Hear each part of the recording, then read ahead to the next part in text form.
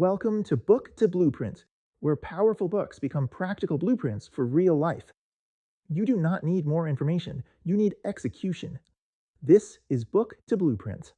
Okay, so if you've ever felt underrated, overlooked, or just plain doubted, this blueprint is for you. We're going to break down Surbhi Sarna's book without a doubt and turn it into a real, actionable plan for making all that doubt your greatest asset. And let's be clear, this isn't just some feel-good story. It's a playbook. The whole point, the core outcome here, is to take you from being the person everyone underestimates to becoming unbeatable. And this is a step-by-step guide from a founder who was pretty much dismissed by Silicon Valley, only to prove every single one of her doubters wrong. So where's the proof?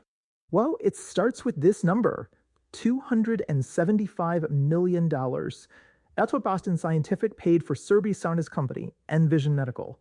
And get this, the company had $0 in revenue. Zero. So that one number really sets up the big question for our blueprint. How on earth did you do it? I mean, can you imagine when Sarna actually saw that offer? She was so shocked, she literally fell off her bed. And you can see why, right? It was the climax of this absolutely grueling 7-year journey. It started with just a powerful idea and a world of people saying it couldn't be done. Her company, nVision Medical, was working on a device to detect ovarian cancer earlier. Now, as a young female CEO in a male-dominated field, she heard it all. You don't have enough experience. Women's health? Oh, that's a niche market. They were constantly overlooked, which, as it turns out, is the perfect starting point for this entire operating system. So, what's the very first step in the plan? It all kicks off with finding what Sarna calls good indignation. And this isn't just being angry. It's a deep, righteous frustration at how things are. A feeling so powerful it becomes your core motivation. For Sarna, this was super personal. It came from her own difficult medical experiences as a teenager and seeing how neglected women's health was. That deep conviction that this isn't right and someone has to fix it, well, that became the engine for her entire company. So let's turn this back to you. What is your good indignation? What's that systemic unfairness or casual doubt that makes you just say, enough? According to Sarna, finding that is step one. That is the rocket fuel for the whole journey. Okay, once you've got your fuel, you need tools. Sarna had to build her own toolkit to navigate a world that really wasn't designed for her. So this next part of our blueprint is all about the how to network, how to hire, and how to pitch when you're the underdog. Let's talk about habits. Sarna's first one was meticulous networking. After a meeting, she wouldn't just send a simple thank you email. No way. She would spend 45 minutes crafting a detailed message, answering every single question that came out, and even linking to data. This showed real conviction, and it turned contacts into allies. The lesson: look for real expertise, not just big names, and know that your first supporters are almost always people who personally get the problem. Now, here's a common mistake to avoid. Don't chase the highest starting salary if it means giving up the right experience. Sarna says you have to resist the pull of climbing someone else's corporate ladder. Instead, be willing to make short-term sacrifices to get long-term skills. And when you hire, you got to focus on specific abilities and clear cultural values to build a team that will actually stick with you. Okay, so you have your network and your team. Now you need to get people to invest. Sarna's rule here is simple but incredibly powerful. A pitch is not a dated up. A great pitch is a compelling story. This slide just shows the power of being simple. For example, instead of saying the fallopian tube has thin wall thickness and tortuosity, what does that even mean? Sarna said it behaves like a light, wet paper towel. Instantly, you can picture it.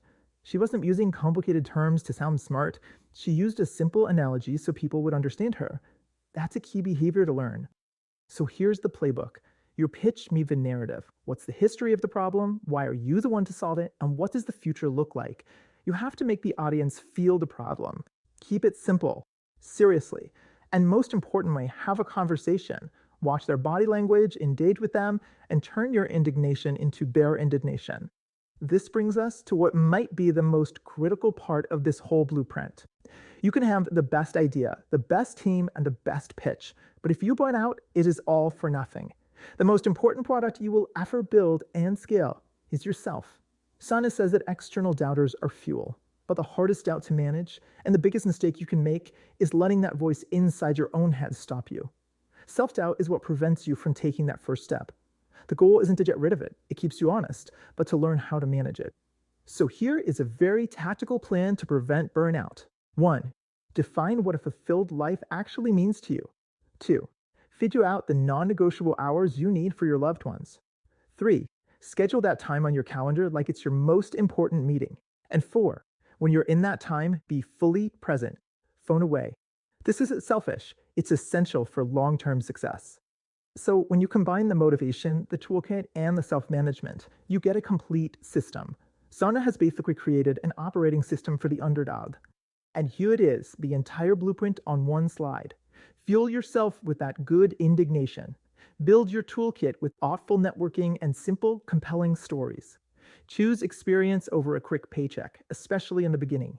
And manage your own energy and time with fierce intention, because you are the engine of the entire enterprise.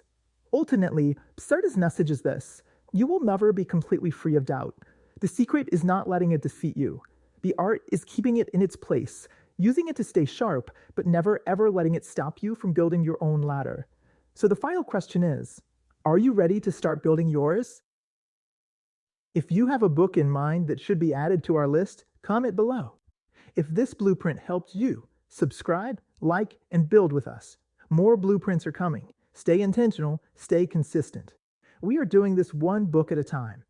And remember, you are the average of the 5 people you spend the most time with. So share this with them and grow together. Real progress becomes stronger when it is shared. Build your life one blueprint at a time.